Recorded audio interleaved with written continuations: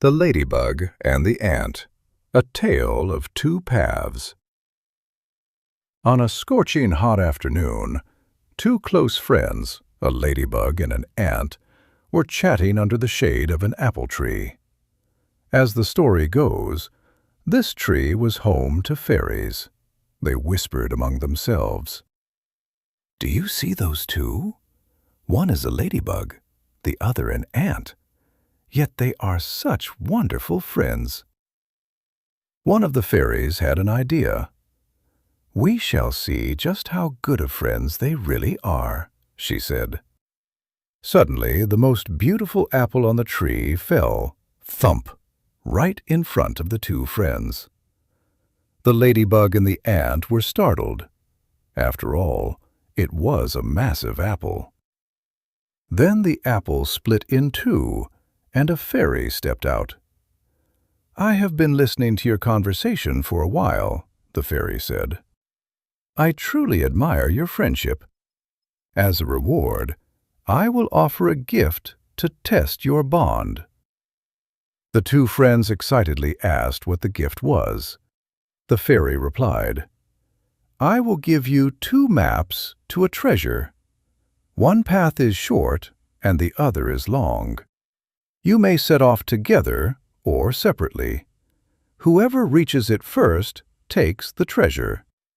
If you go together, you must share it."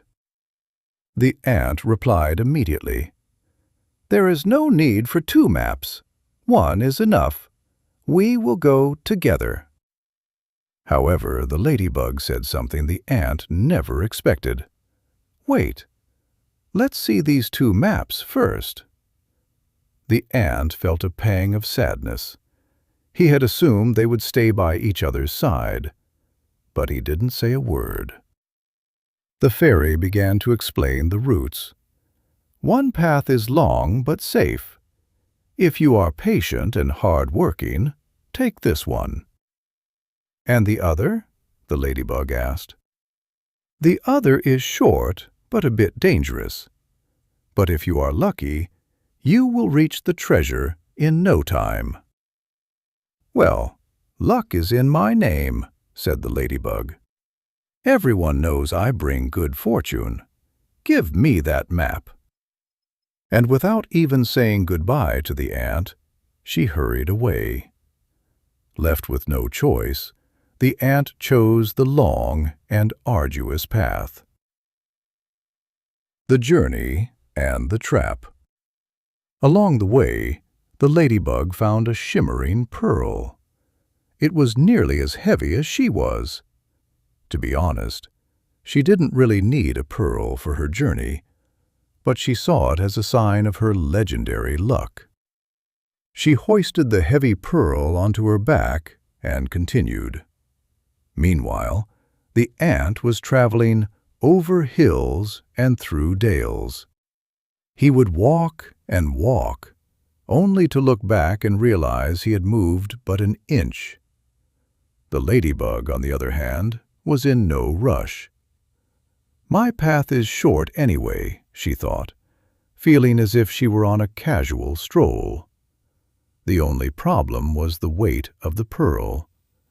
Eventually, she grew exhausted. "With my luck, I'll get there soon enough," she muttered, deciding to take a nap. She found a cozy spot covered in silken threads and fell asleep. She woke up feeling a large shadow looming over her. It turned out she was in a spider's web. Both she and her precious pearl were trapped.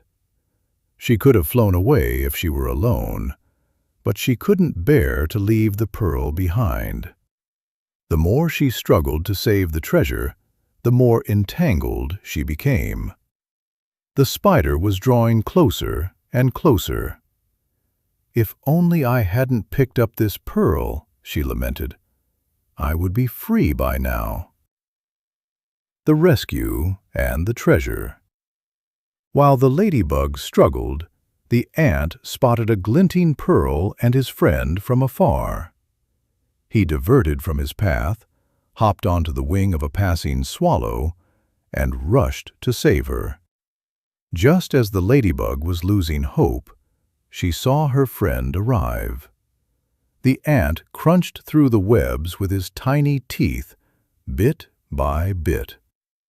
The pearl remained stuck in the web, but the ladybug didn't care about it anymore. She thanked the ant profusely. "Come," she told the ant, "let's continue using your map." The two friends continued along the long but safe road together.